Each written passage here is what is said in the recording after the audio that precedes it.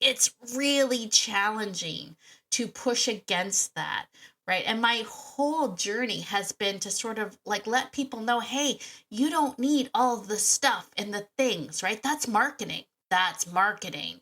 You don't need all of that. You just need you and your dog. We need to strip all of that away. You don't need to get caught up in all of the dog training wars, and they are wars. You don't need it. You can just step into a different, like it's a different bond. It's a different connection. It's so different and it's so beautiful, but it's a hard sell. It's a hard sell. People aren't out there just Googling, how do I get a better bond with my dog? Nobody's Googling that. They're Googling, how do I get my dog to stop jumping?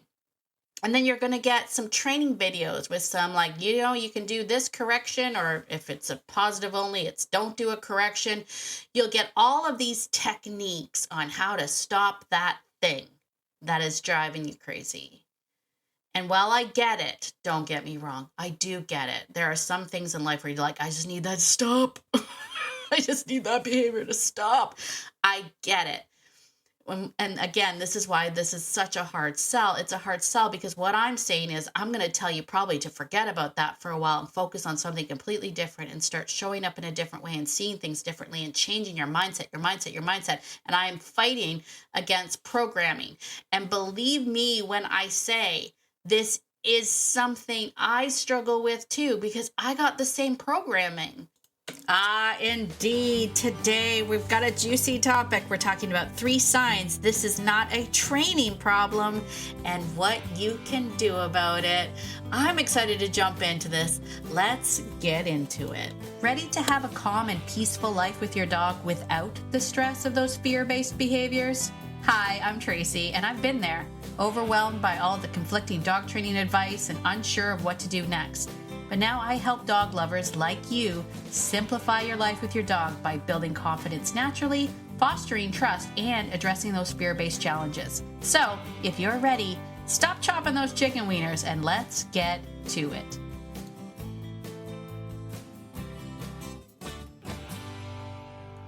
Well, hello, my dog-loving friend. It's Tracy from Beyond Obedience. Welcome to the podcast. If you're brand new, super duper welcome to you. So glad that you are joining us today. This is a great podcast. If you were intrigued by the title, I actually wanted to just call this podcast 3 Reasons Why Dog Training Ain't It. But I was like, it's probably not good grammar and doesn't speak well, so doesn't translate well, but that's the gist of it. I'm coming right out today. Coming out hard out of the gate. Oh shoot, there's a cat in here. I thought I got rid of that cat. It's in here. Oh well. Anyway, so today on the podcast, we are talking about 3 signs it's not a training problem, and then I'm going to tell you what you can do about it. So if you are someone who has been doing all the right things, but your dog is still anxious or reactive or just not quite settling down, or just not quite getting it, this episode is for you, because today we're going to learn the 3 subtle signs your dog's behavior isn't about obedience or disobedience, and what's really going on beneath the surface. Hint, it's not your fault, but it is fixable. And what you can do to start right now to shift from micromanaging to meaningful leadership. I'm going to hit pause because the cat wants out. Hold on, please. Go figure, my cat is worse than my dogs. You can't train cats, I'm telling you. If you're a cat trainer, I need to listen to your podcast. That's all I'm going to say. Hey, before we get started, jump right into this, I just wanted to just do a little bit of a shout out. I got an incredible email this week, and I wanted to share it for a couple of reasons, because later on this week, you are going to get a treat. I'm giving you a behind the scenes, a sneak peek at what it's like to have a coaching call with me. But I wanted to share, I got an email after the coaching call, and I wanted to share the kind words And the story of Heather and Jordy. So, Heather wrote to me and said, "Since our chat, I have been reflecting on the path I have undertaken with Jordy under your amazing guidance. I was surprised at the number of struggles that have either dropped off the wayside or are significantly improving. I believe through your conversations and questionings, it has encouraged me to consider who is Jordy, how to look at the world through his eyes, and what he is really asking of and wanting from me. I am looking at myself as a leader and learning the importance of being emotionally reliable, quiet, and calm. The importance of being present with him, especially out in the world, and providing clarity to him through my communication, be it body language or verbal. The overarching change for me is the sense of partnering and a quiet shared communication. This in itself is incredible, as I felt Jordy and I would never share that kind of bond. At home, if he is in doubt, he seeks me out looking for some guidance on our nature walks. And again, I never thought I would be saying this, but he is allowing me to track and hunt with him, to have fun with him. I feel like we are out there on our own, just being ourselves, bonded together. I get so much joy, and in brackets she put, and sore knees from jumping off logs, just being a part of his world. John has commented on the strength of our connection, and that I no longer come home from our walks throwing down the lead and saying that was a walk from hell. I now regale in all of the things we got up to.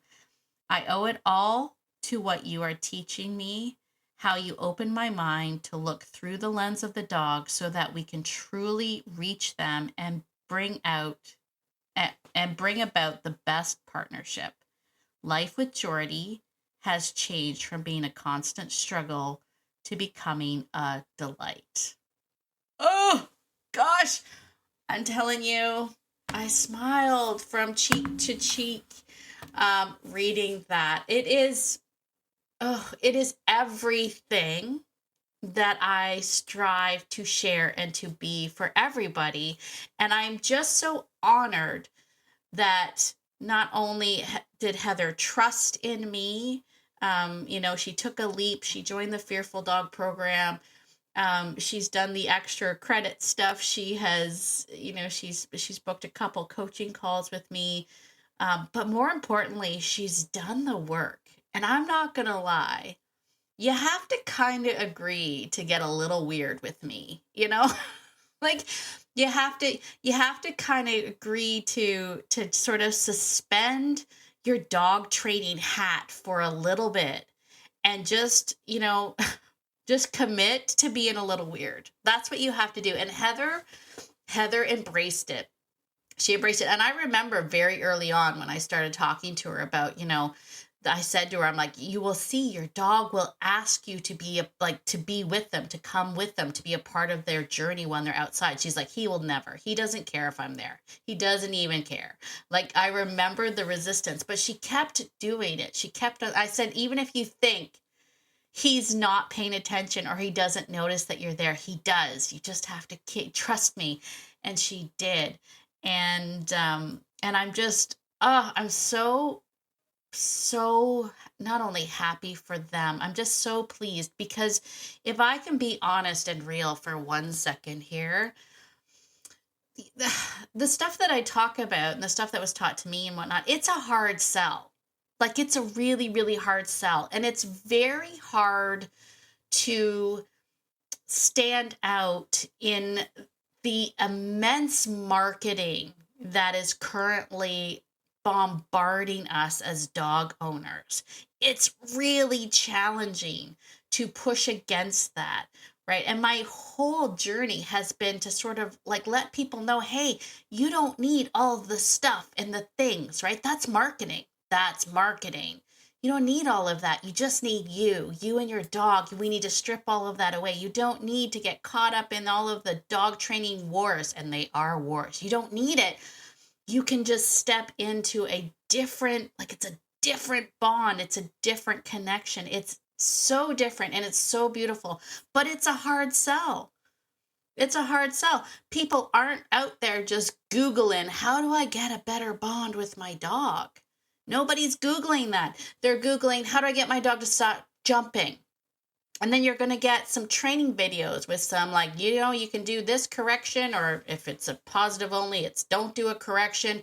You'll get all of these techniques on how to stop that thing that is driving you crazy.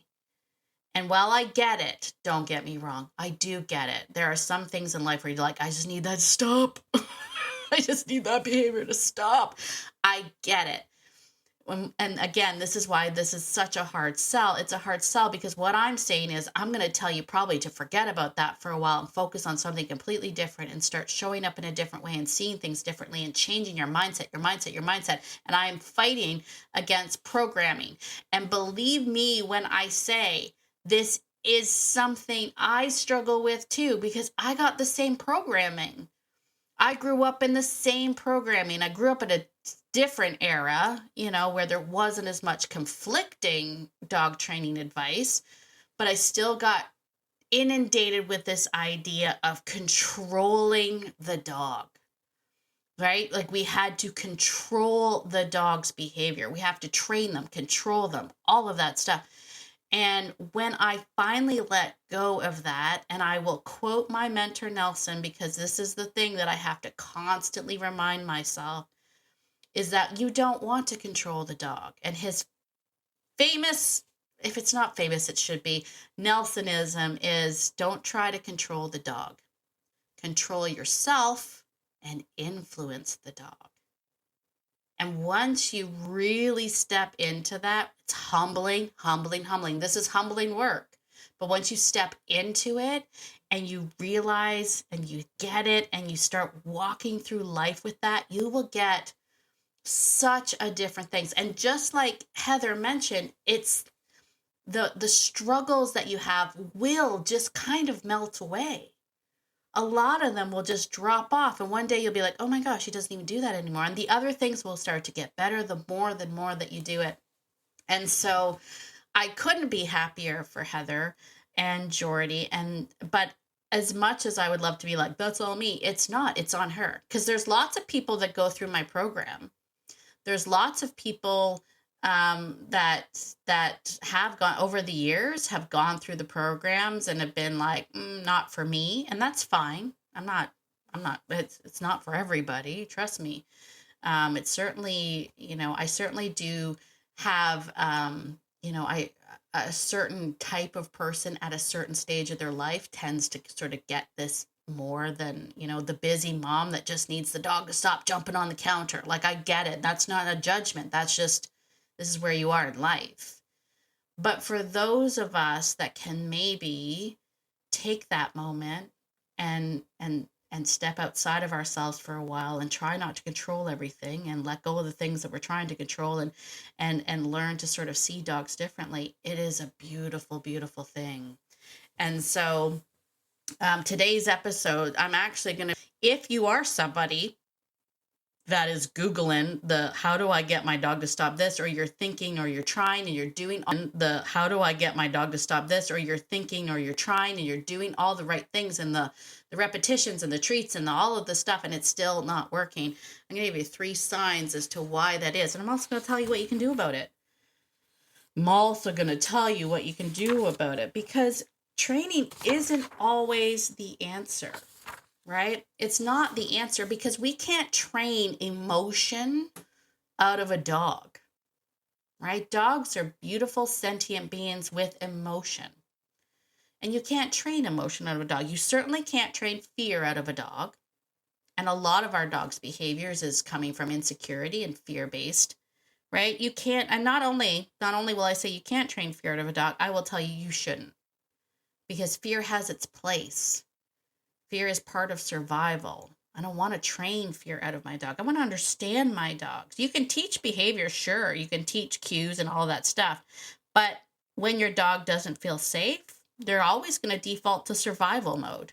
And in survival mode, if you're someone who has taken my doganality quiz, and I talk about this idea of left brain and right brain, right? When your dog goes into right brain mode, that survival instinct kicks in. They can't hear English as a second language. They can't access it. They're not using that side of their brain currently. And if you don't know what it takes to get your dog out of that survival mode to be a presence in their life, no amount of cookies and trainings and obedience words and English as a second language is going to help you or help the dog, right? So we want to make sure that you understand the difference between obedience and leadership. Okay, because obedience is about what your dog can do, the things your dog can do and learn in Humansville. Leadership is about how your dog feels when they're with you. And that's the difference. And it matters. All right, so let's jump in. Let me just slide my thing over. I had so many distractions today. I had a cat in the room. I've got computer's acting all funky. Let's get into this. 3 signs it's not a training problem. Sign number 1. This is a good one. Your dog knows the commands. Like, they know them. You've done all the work. You've practiced all the things. You've got the cues and the treats and everything. Your dog knows them. They know sit and stay and down and come and their name and all of those things, but still freaks out in real world situations. Your dog knows all the commands, but is still freaking out when the mailman comes. Your dog knows all the commands, but is still reactive to other dogs on leash. That is a good sign right there. That's not a training problem, right? It's not a training problem. You've already done the work. Your dog knows the obedience. So you can't technically fix it with more obedience. Some people will argue, well, maybe you're not testing it or proofing it in all the different scenarios, but that could be part of it. But the bottom line is that you're probably trying to fix an emotional problem with obedience, and that ain't it. I knew I wanted to say that ain't it. That ain't it. Right? This is where a lot of dog owners get stuck, right? They've done the work, but in public or high stress moments, the dog, quote unquote, forgets everything, right? But again, I want to remind you that obedience does not equal leadership. It's not the same thing. Right? Just because you can teach your dog to sit on command does not make you a leader in their mind. Especially, and I have mentioned this before and it does kind of poke at people, but especially if you have trained it with food. The obedience is a result of them wanting, it's transactional. It's them wanting the thing. Right? So you've gone and done all of that work, but it doesn't make you a good leader. It just makes you a good treat holder. That's what it makes you. I'm getting really, really controversial here. Some people are going to not like this. But you can't cue your way out of fear, right? You can't cue your way and obedience your way out of emotion. You can't do it. Right? Your dog might perform in your living room, but that doesn't mean that they trust you when there are threats. What happened there? Oh, there we go. What happened there? Well, my computer is really slow. Hopefully this is all still working and it all comes together in the end. Okay? So, so what was I saying? Oh yeah, your dog might perform in your living room, but it doesn't mean that they can trust you in the big, wild, unpredictable world. It doesn't mean that they can trust you when there's threat levels everywhere. Like, that doesn't translate to them. And it's not that you didn't really proof it necessarily. It's that there's, you haven't proven that you have what it takes to handle the threats and all of the things going on in the world. If you've heard one of my recent podcasts about how obedience can actually weaken your relationship, that got controversial. Man, some people came at me for that. That obedience can actually weaken your relationship.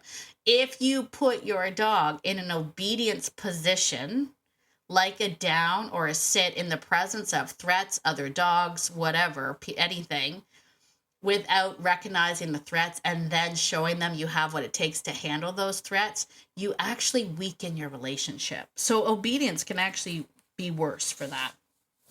Okay? Sign number 2. We'll get into how to fix these things in the next segment. Just give me a sec. We'll just get through this. Sign number 2. Okay? This one's going to hurt some people because I know this is very, very common. So please, if you're hearing this and this might hurt your feelings at first, but like just hang tight, hold with me, okay? Sign number 2 that you don't have a training problem is that your dog is better off leash than on leash. Ooh. And the reason why I say this is going to hurt is because there's a number of reasons. First of all, there's a number of reasons. So it's not just this reason, but one of the reasons that your dog is better off leash than they are on leash is because your dog feels insecure being tethered to an unpredictable or unstable person. I'm not, I shouldn't have said unstable. You're not unstable, but you know what I mean? Like, I'm not saying you're unstable. I'm just saying that if for whatever reason you're not living up to leadership standards, again, leadership meaning I see threats, I can handle threats, I understand your emotional situation right now, and I'm going to step in. I'm going to allow you to experience the world. I'm going to stand by you as a partner and not necessarily micromanage everything that you do. When you are doing all of those things, but you don't have the leadership quality and you tether the dog to you, they feel trapped because you're not making responsible leadership decisions for the best interest of the pack. And when they're tied to you, they're tied to you, right? When they're not tied to you, they have the ability to go and do the things that they want to do. They can address dangers. They can flee if they want to. Their body language is free to express themselves the way they need to for a dog coming at them. So many people, and no fault of your own, because so many of us have had bad occurrences with off-leash dogs when our dogs are on leash. It happens way too frequently, and it's one of my biggest pet peeves. But if you've had that bad experience with an off-leash dog and you're holding on to the leash and you see a dog coming, your immediate emotional response is, oh, blip, there's a dog coming, right? And then you stiffen, you change things, your dog goes, oh man, we're gearing up for a fight. And your dog's body language changes, right? All of that stuff happens when we attach that leash. So it makes it really, really hard for dogs when that happens. So this isn't about blame. Trust me, I'm not blaming you. We all do it. But it's about asking the question, okay, how can I become somebody worth staying close to?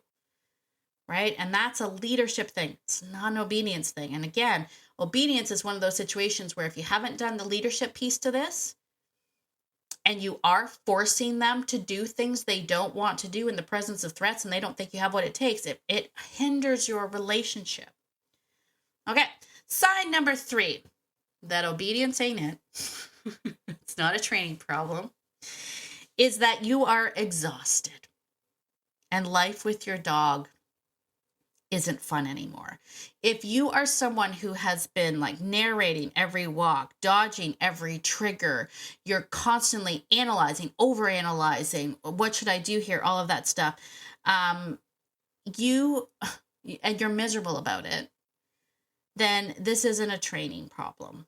Because I'll tell you, I think one of the biggest things and one of the biggest problems that I see, especially when I start working with new clients that are coming in, many of them have so much experience in dog training.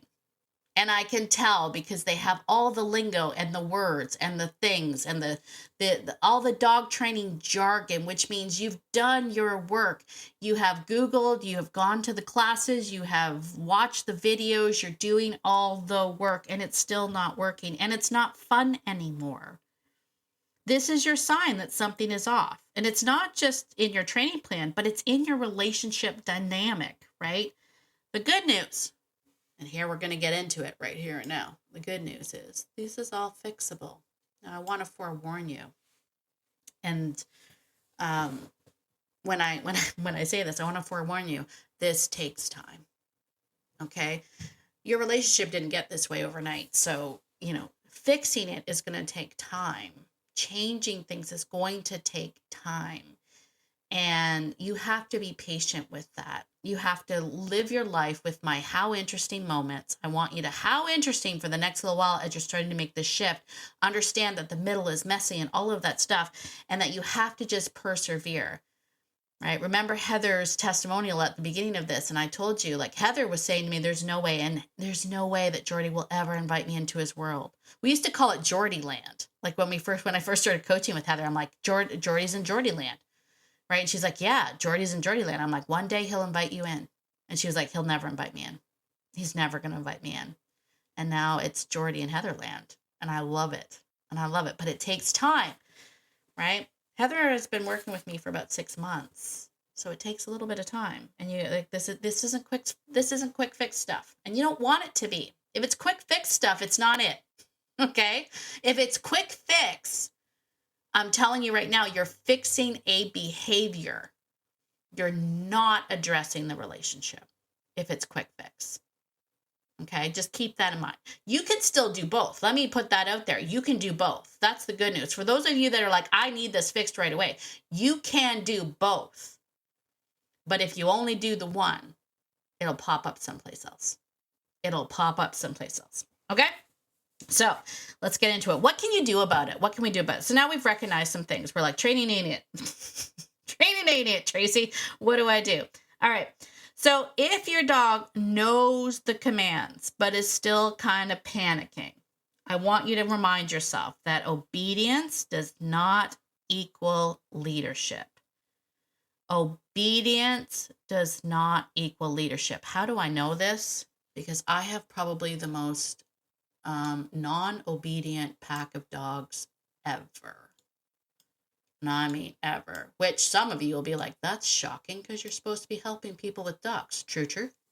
And I do. But my dogs aren't obedient. My dogs won't wow you with their massive obedient skills. They're downing from 150 yards and they're epic recalls. I already told you my new recalls is literally like if I'm walking the same direction he is, he'll just sit down and wait for me. And I'm like, good enough. Right? So that's how I know obedience does not equal leadership. So you got to stop trying to fix leadership with obedience. It's not it. Instead, you're going to have to focus on building trust through presence, not performance. Right? We're not asking the dogs to do certain tricks and whatnot. We want to start really checking ourselves. We have to start leading calmly, consistently, and clearly, and in silence. Do you guys remember me talking about the be quiet game? Have you had that? Have you tried the be quiet game where you spend some time inside your home? Don't do this outside unless you're in a fenced-in yard. Just being quiet. Can you influence your dog's behavior without saying a word? These are the things that you can start to do. Learn how to influence, not instruct. Can I influence? How can I build a communication system around wanting to be with me instead of telling the dog to heel beside me? Right? I need you to really start to focus on that. And I will tell you, if you need help with that, you need to you want to immerse yourself in the crazy world of Beyond Obedience. I would love it. I would love it if you jumped in with us. So, that's what we focus on over here. Beyond Obedience Land through our programs like the Fearful Dog Fearless Framework. All right. If your dog is better off leash than on leash, first thing that I need you to do, if that is you, if you're like, my dog is way better off leash than on leash, first thing is don't take it personally. Okay. It's not rejection. It's feedback. Your dog is telling you something. They're just saying, in this situation, when I'm tethered to you, I don't trust. So you're not going to get offended.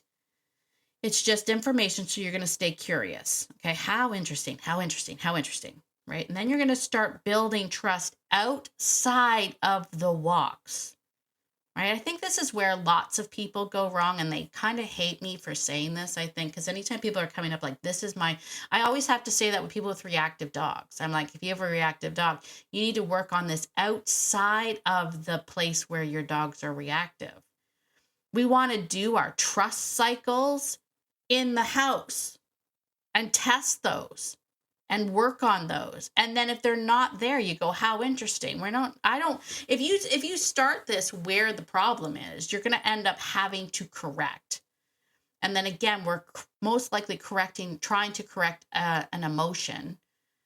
And while it may work in the time, it's just not going to fix your relationship.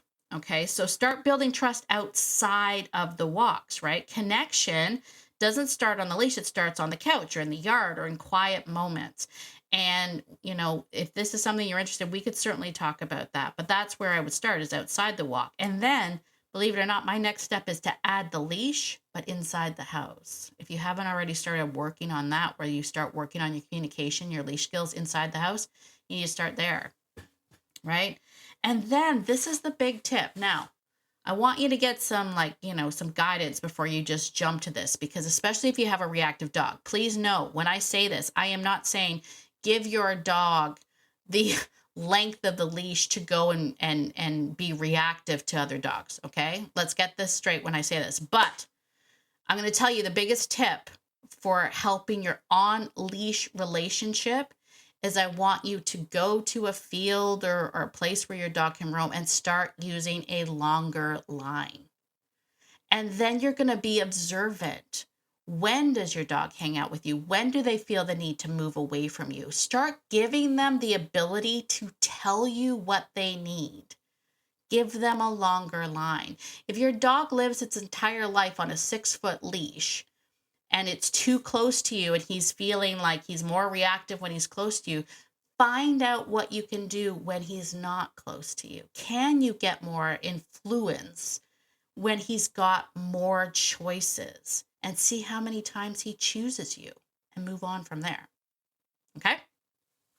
But again, I'm going to say this again, so nobody goes out and gets in trouble. I'm not saying to go and do this around other dogs, okay? You would need a professional dog trainer to help you if you have a dog that's reactive to other dogs before you're like, I'm not saying put him on a long line, let him go greet everybody. That's not what I'm saying. Hear me when I say that. Put your hand up if you understand me. Right, let's move on. I just want to make sure. Okay, and then if you are exhausted, and life with your dog isn't fun anymore, I'm gonna say to you, I want you to invest in unlearning. Yep, that's it. I want you to unlearn everything that you thought you knew about dog training. I want you to let go of the competing voices and the cookie cutter advice that you've been taught and told, that you've been marketed to, the equipment that you've been told you shouldn't use, you can't use, you should use, all of that stuff. All of the things, I want you to unlearn them for a moment. I want you to then again be still and be quiet and just observe your dog. Listen to your dog, right? Seek to understand and then to be understood. That's a Stephen Covey quote, I believe, but it's one that I love. And I think it's so much more important for dogs. Like, if you're trying to have a relationship with a different species, seek to understand. We're supposed to be the smarter species. That's debatable, I realize. But we're supposed to be the smarter species. So if that is the case, then we should be doing the lion's share of the work to understand the dog, not expecting the dog to understand us and conform to our society. That's unfair. That's unfair. So, seek to understand, then to be understood. And one of the best ways to start with that is with the be with exercise, right? If you haven't learned about the be with exercise, you need to learn about the be with exercise. Be still, be quiet, learn to observe. How interesting. Start in your house, start building your relationship rooted in trust and not transaction. So if you've been nodding along, if you haven't already been like, I can't do it. As I told you, if you want to play in this game and the rewards are great, but you got to get a little weird with me. You've got to get a little weird with me. If that did not scare you off, and if you're nodding along and you're ready for everything to stop, like spinning your wheels and all that stuff, I highly encourage you to check out the Fearful Dog Fearless Framework. I'm inviting you. Here is your invite. Here is your sign. Join an incredible community of people like Heather who just simply wanted to connect with her dog in Geordie land, join us over in the Fearful Dog. I will tell you, it's a do-it-yourself program. It has all the information there, but the beauty is in the community.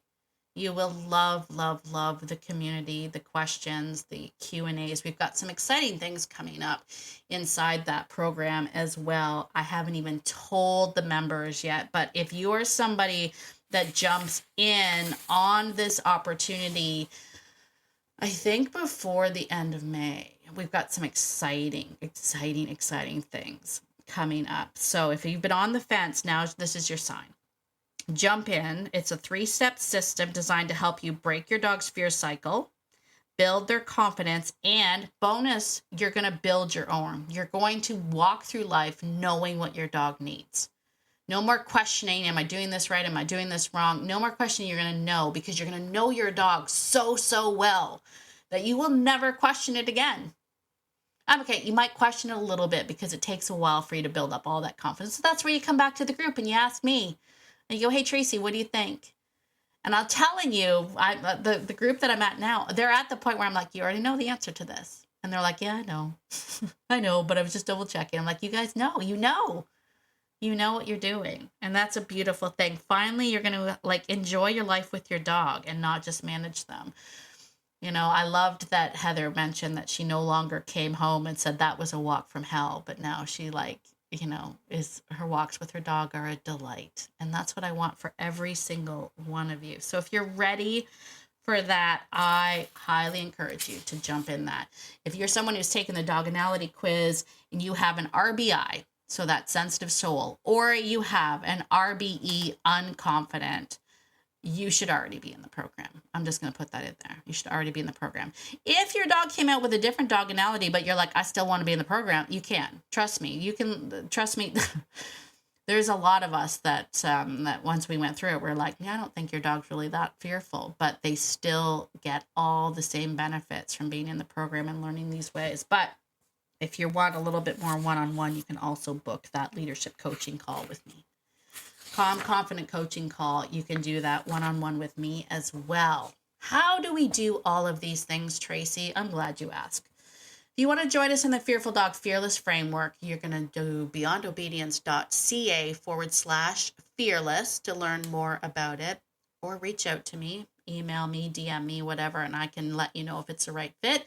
If you want to do those coaching calls with me, you can go to beyondobedience.ca/session and book a calm, confident coaching call today. Either way, whatever path you choose, I would be honored to walk this journey with you. I would be honored to walk this journey with you because you, my friend, are a dog lover just like me, and we have something special. So let's do this thing. Are you ready to do this thing? Let's do this thing. Hey, listen, if you liked this episode, can you do me a favor and go to Apple Podcasts and give me a 5-star written review, because it really does help push the podcast out to more and more people. And if you're on Spotify, you can comment and rate over there. Stay tuned for later on this week. You have that special behind the scenes to see what it's like to have a coaching call with me, where I sit down with Heather herself and talk about her journey. We go over a couple of sticking points we're still working on. All of that coming up in the next episode. I can't wait for you to join us for that. As always, get out there today, my friend, and be the person that your dog thinks you are, because your dog thinks that you're amazing.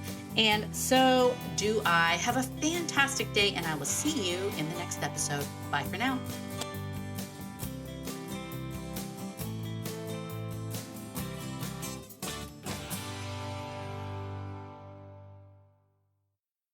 Oh, and one more thing. This podcast is meant for entertainment and education purposes only and is not meant to replace hands-on professional training. If you're really struggling with your dog, please reach out to a professional in your area. All right, I think that's it. Bye for now.